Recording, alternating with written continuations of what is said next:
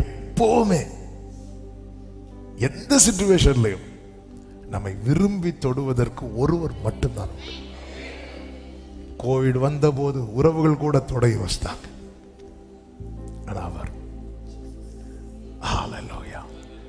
விரும்பி தொடுவார். பயங்கரமான குழியிலும் உளையான சேற்றிலும் இருந்து தூக்கி எடுத்து நம்ம ஒருத்தங்க சாப்பிட்டுட்டு இருக்கிறாங்க, அந்த கையை கூட நம்ம கொடுக்க மாட்டோம். தப்பி தவறி ஒருத்தங்க அப்படி கை தந்தா கூட நம்ம இங்கே தான் பிடிப்போம். ஆமென். ஆண்டவர் பாருங்க, பரிசுத்தம் உள்ள தேவன் இந்த பாவியின் கையை பிடித்தார். எல்லாரும் நினைச்சிட்டு இருந்தாங்க இந்த பாவியின் கை பிடிச்சதும் அவர் கை அழுக்காகணும். இல்லை இல்லை இல்லை, இந்த கையை பிடிச்சதும் என் கை சுத்தமாயிட்டு. அவருடைய பரிசுத்தத்துக்கு அவ்வளவு பவர் இருக்கிறது, அவருடைய பலத்துக்கு அவ்வளவு பவர் இருக்கிறது. அவர் நம்பிக்கையை கொடுத்தார். 2 வார்த்தையை சொல்லி ஜெபிக்கிறேன். 4வதாக அவரை குறித்து இன்னும் அறிந்து கொள்ள வைக்கிறார். அதுதான் 18வது வசனம். மரித்தேன், ஆனாலும் இதோ சதா காலங்களிலும் உயிரோடு இருக்கிறேன். ஆமென். அடுத்த வார்த்தை, நான் மரணத்திற்கும் பாதாளத்திற்கும் உரிய திறவுகோல்களை உடையவராயிருக்கிறேன். கைகளை உயர்த்தி ஆமென் சொல்லுங்க பார்க்கலாம். இது பலமுறை சொல்லப்பட்ட ஒரு வார்த்தை. அநேக தரம் வர்ஷிப் பண்ண ஆரம்பத்திலிருந்து பரிசுத்த ஆவியானவர் இந்த வார்த்தையை கொண்டு பேசி ஆமென். டொமிஷியன் இந்த யோவானை பத்மதீவில் போட்டது எதுக்கு தெரியுமா? சாகிறதுக்கு. கர்த்தர் என்ன சொல்றார் தெரியுமா? இங்க பாரு, மரணத்தின் திறவுகோலும் பாதாளத்தின் திறவுகோலும் அந்த டொமிஷியன் கையில இல்ல, மரணத்தை ஜெயித்தவர் கையில இருக்கிறது. அதன் அர்த்தம் என்ன? நீ எங்க சாகணும், எப்ப சாகணும், எப்படி சாகணும் தீர்மானிக்கிறது உன்னை பகைக்கிற சத்ரு அல்ல, உன்னை மீட்டு கொண்ட கர்த்தர். மரண பள்ளத்தாக்கில் நான் நடந்த வேளை மீட்கும் கரங்கள் நான் கண்டேன். வாடி நின்ற வேளை தாங்கும் கரங்கள் நான் கண்டேன். எந்த மாறாவின் வாழ்வை மதுரமாய் மாற்றும் அன்பின் நல்ல கர்த்தரே, எந்த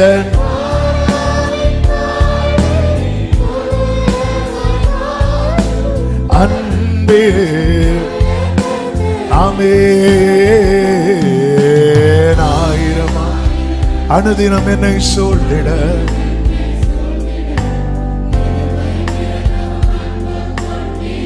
நல்ல எபினேசராய் நல்ல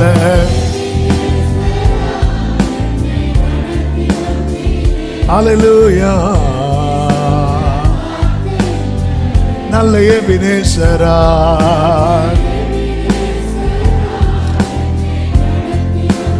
ஆமென்.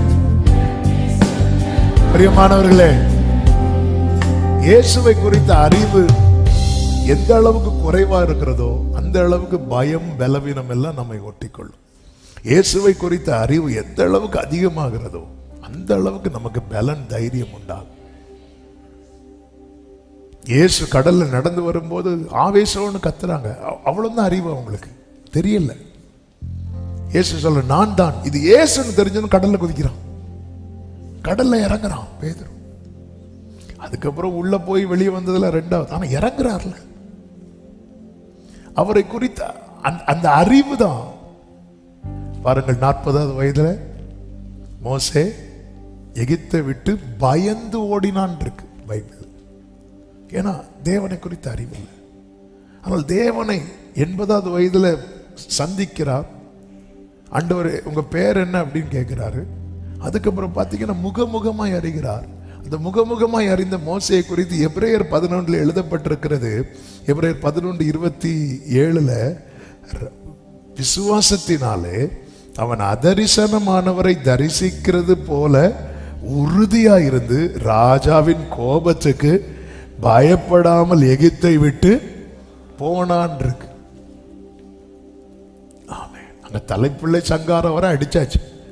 ராஜா அவ்வளோ கோபம், அதெல்லாம் பயப்படவில்லை. ஏன் அப்படின்னா அதரிசனமானவரை தரிசிக்கிறது போல அந்த அளவுக்கு தேவனை அறிகிற அறிவுல நாளுக்கு நாள் வளருகிறான். யாத்ரா 33 நீங்க வீட்டுல போய் படிங்க. அதனுடைய 12-13 வசனங்களை படிக்கும் போது, ஆண்டவரே உம்முடைய கண்களில் எங்களுக்கு கிருபை கிடைச்சதுன்னா இன்னும் உம்மை அறியணும் அப்படின்னு கேட்பார். இன்னும் அறியணும்.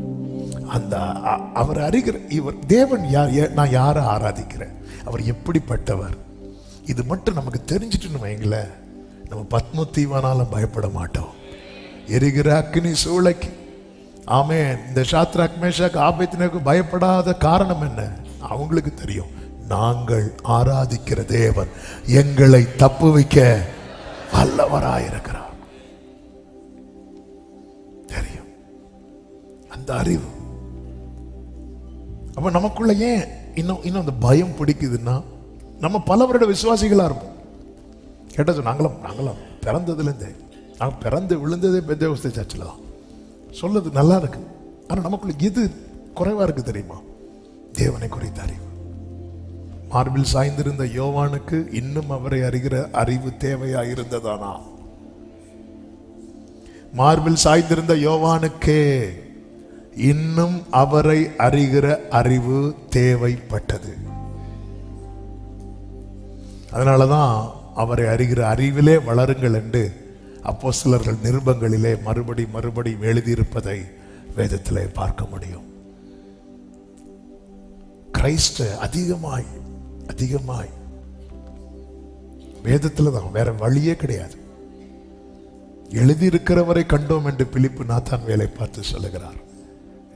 எழுதியிருக்கிறவரை கண்டோம். இந்த வேதத்தை இயேசு கிறிஸ்து விளக்கின போது சீஷர்களுடைய இருதயம் கொழுந்து விட்டது, அவர்கள் கண்கள் திறந்தது, இயேசுவை கண்டார்கள். இந்த பைபிளினுடைய உச்சம் இருக்குல்ல, நம்முடைய கண்கள் அவரை பார்க்கும். இந்த வேதத்தில் உள்ள அதிசயமே ஜீசஸ் தான். ஹல்லேலூயா. அவர் அந்த அறிவு இல்லைன்னா நம்ம ஜெபம் எல்லாமே ஓடும். அவரை அறிகிறாரு. நான் பயப்படுறேன், எனக்குள்ள பயம் இருக்கு, அல்லது நான் தளருகிறானா, இயேசுவை வாசிங்க, இயேசுவை படிங்க, அவ்வளோ பலன் உண்டாகும். கர்த்தர் உங்களை ஆசீர்வதிப்பாராக. 5ஆவதாக கர்த்தர் அவனை எப்படி பலப்படுத்துகிறார் தெரியுமா? 19வது வசனம், நீ கண்டவைகளையும் இருக்கிறவைகளையும் இவைகளுக்கு பின்பு சம்பவிப்பவைகளையும் எழுது. என்னதின் அர்த்தம்? இந்த சூழ்நிலையை கர்த்தர் அனுமதித்ததின் நோக்கத்தை வெளிப்படுத்தினார். என்னை ஏன் கர்த்தர் இங்க வச்சிருக்கிறார், என்னை ஏன் கர்த்தர் இங்க கொண்டு வந்திருக்கிறார், இது மட்டும் வெளிப்பட்டுன்னு வைங்களேன், நம்ம பலன் அடைஞ்சிரும். இதுக்குதான் கர்த்தர் என்ன வச்சிருக்கிறாரா, இதுக்குதான் என்ன கொண்டு வந்திருக்கிறாரா, இதுக்குதான் என்ன இந்த பாதையில் நடத்துகிறாரா, இது மட்டும் தெரிஞ்சிட்டுனா. இது தெரியாததுனாலதான் புலம்புகிறோம். தாவீதுக்கு இது தெரியும். அதனாலதான் யுத்த களத்துல வந்த போது தாவீது என்ன சொல்வார் தெரியுமா? நான் வந்ததற்கு ஒரு முகாந்திரம் இல்லையா, என்னை ஏன் கொண்டு வந்தான்? சிங்கத்தை கூட கரடி கூட ட்ரைனிங் கிளாஸ் விட்டுட்டு நேர யுத்த, அப்பா கூப்பிடுறார், ஈசாய் கூப்பிடுறார், இங்க வாப்பா, அண்ணனுக்கு போய் இந்த ஆகாரத்தை கொடுத்துட்டு வா. தாவீதுக்கு தெரியும், இல்ல இந்த அப்பா இப்படிதான் பேசுவார். அந்த அப்பா என்ன சொல்றாரு பாப்பா, நீ இப்போ ட்ரைனிங் முடிஞ்சிருக்கு, ஓடு போய் ஆகாரத்தை கொடுத்துட்டு வரணும். இதுதான் தாவீதுக்கு டியூட்டி. ஏன்னா தாவீதுக்கு ஆல்ரெடி ஒரு வேலை இருக்கு. என்ன வேலை? ஆடு மேய்க்கிற வேலை. அந்த கொஞ்சம் ஆடை விட்டுட்டு வரார். ஆனா இவர் கொடுத்துட்டு நிக்கிறாரு. எதுக்கு நிக்கிறாரு? அவங்க சாப்பிட்டு முடிச்சு பிளேட் எல்லாம் கழுவி வாங்கிட்டு போறதுக்கா இல்ல, என்ன பர்பஸுக்கா என்ன கொண்டு. அதனாலதான் அவனுடைய சகோதரன் அவ்வளவு கடினமான வார்த்தையை சொன்னதுக்கு அப்புறம் தாவீது தளரல. சரி நீங்களாச்சும் உங்க வேலையாச்சு இல்ல, நான் பலப்பட்டிருக்கேன். ஏன்னா எனக்கு தெரியும் ஒரு முகாந்திரம் இல்லாமல் கர்த்தர் என்னை கொண்டு வரவில்லை. இந்த பத்ம தீவுல கர்த்தர் அலோவ் பண்றார். ஆண்டவரே, இங்க நீங்க வெளிப்பட்டதுக்கு பதில் அந்த டொமிஷியன் எனக்கு தீர்ப்பு எழுதும் போது அங்க நீங்க வெளிப்பட்டிருந்தா எப்படி இருந்திருக்கும் ஆண்டவரே. நமக்கெல்லாம் அப்படிதான் தோணும். ஆண்டவர் என்ன தனியா இருக்கும்போது என்கிட்ட பேசுறீங்க, 4 பேர்கிட்ட இருக்கும்போது என்கிட்ட பேசுங்க பாப்பா, 4 பேருக்கு தெரிய வரும். இல்ல, எல்லாத்துக்கும் பின்னாடி ஒரு நோக்கம் இருக்கிறது. அந்த நோக்கத்தை கர்த்தர் யோவானுக்கு வெளிப்படுத்தினார். அது தெரிஞ்சதும் இதனாலதான் இதனாலதான் ஆண்டவரே. ஹல்லேலூயா. கர்த்தர் செய்வது எல்லாமே நன்மைக்காக, அன்றியும் அவருடைய தீர்மானத்தின்படி அழைக்கப்பட்டவர்களாய் தேவனிடத்தில் அன்பு கூறுகிறவர்களுக்கு. ஆமே. என்னை ஆண்டவரை இன்னும் வெயிட் பண்ண வச்சிட்டு இருக்கிறீங்க. ஆமா, அதுக்கு பின்னாடி ஒரு ரீசன் இருக்கிறது. என்னை ஆண்டவர் இப்படி நடத்துறீங்க, அதுக்கு பின்னாடி ஒரு ரீசன் இருக்கிறது. என்னை ஆண்டவரை எகிப்துக்கு கொண்டு போனீங்க, ஆரம்பத்தில் தெரியல, தெரியாத போது சகோதரர்கள் இப்படி பண்ணிட்டாங்கன்னு நினைச்சிட்டு இருந்தார். தெரிஞ்சதுக்கு அப்புறம் யோசிப்பு என்ன சொல்லுவார் தெரியுமா? கர்த்தர் என்னை அனுப்பினார் அப்படின்னு. ஹல்லேலூயா. அதனாலதான் சகோதரர்களை நேசிக்க முடிந்தது. என்னை ஆண்டவர் எனக்கு எல்லாம் நெருங்கி வந்து ஸ்டாப் ஆகுது. அதுக்கு பின்னாக ஒரு ரீசன் இருக்கு. கர்த்தர் எப்படி பலப்படுத்துகிறார் தெரியுமா? அந்த காரியத்தை வெளிப்படுத்தி, நான் நம்புகிறேன், நான் விசுவாசிக்கிறேன், இந்த சத்தத்தை கேட்டுக்கொண்டிருக்கிற சில உள்ளங்களோடு கர்த்தர் பேசுகிறார். நீ பயணிக்கிற பாதையை குறித்து நீ கலங்கி கொண்டிருக்கிறாய். அழைத்தவர் அனுமதித்திருக்கிற பாதையானால் இதற்கு பின்னாக ஒரு பெரிய திட்டம் இருக்கிறது, பெரிய நோக்கம் இருக்கிறது. கர்த்தர் அதை வெளிப்படுத்தி உன்னை பலப்படுத்துவார். ஆமென் சொல்லுங்க பார்க்கலாம்.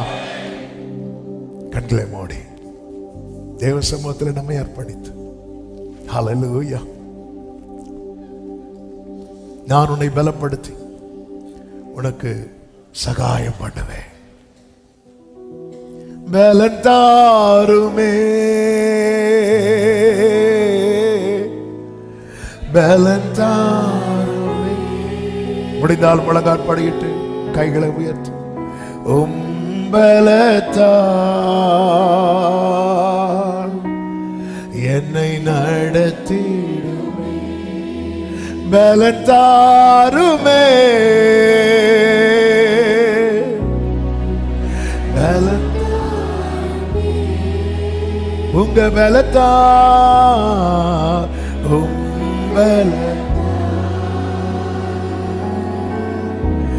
என்னை நடத்தி.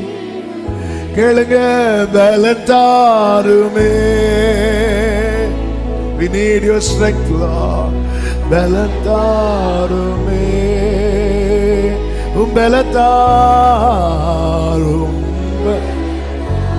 ஆண்டவரே விடுதலை தாங்க, பலன் தாங்க, என்னை நடத்திடுமே, பலன் தாருமே, பலன் தாருமே. Glory be to Jesus. பலன், உங்க பலன் தேவப்பா, தேவப்பா, பலத்தா என்னை.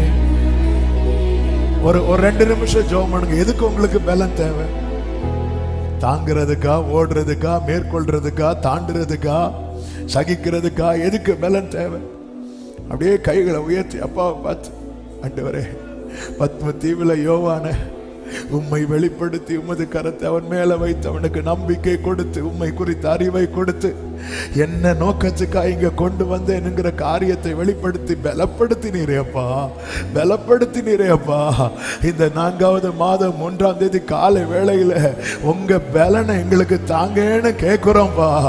எங்களுக்கு பலன் தேவை, ஓட பலன் தேவை, நிற்க பலன் தேவை, தாங்க பலன் தேவை, தாண்ட பலன் தேவை, மேற்கொள்ள பலன் தேவை, செய்து முடிக்க பலன் தேவை, ஃபேஸ் பண்ண பலன் தேவை. ஆமே, சேனைக்குள் பாய பலன் தேவை, மதிலை தாண்ட பலன் தேவை, ஒவ்வொரு காரியத்தை மேனேஜ் பண்ண பலன் தேவை. நீங்க சொன்னீங்களே, நான் உன்னை பலப்படுத்தி உனக்கு சகாயம் பண்ணு, சகாயம் பண்ணு, பலப்படுத்தி சகாயம் பண்ணு. கேளுங்க அப்பா, உங்க பலனை தாங்க, உங்க பலன் தந்து நடத்து, உங்க கிருபை தாங்க, உங்க கிருபை தாங்கப்பா. உங்க பலன் தேவை, பலன் தாருமே. ஊழிய பாதையில் உங்க பலன் தேவை, பலன் தாருமே.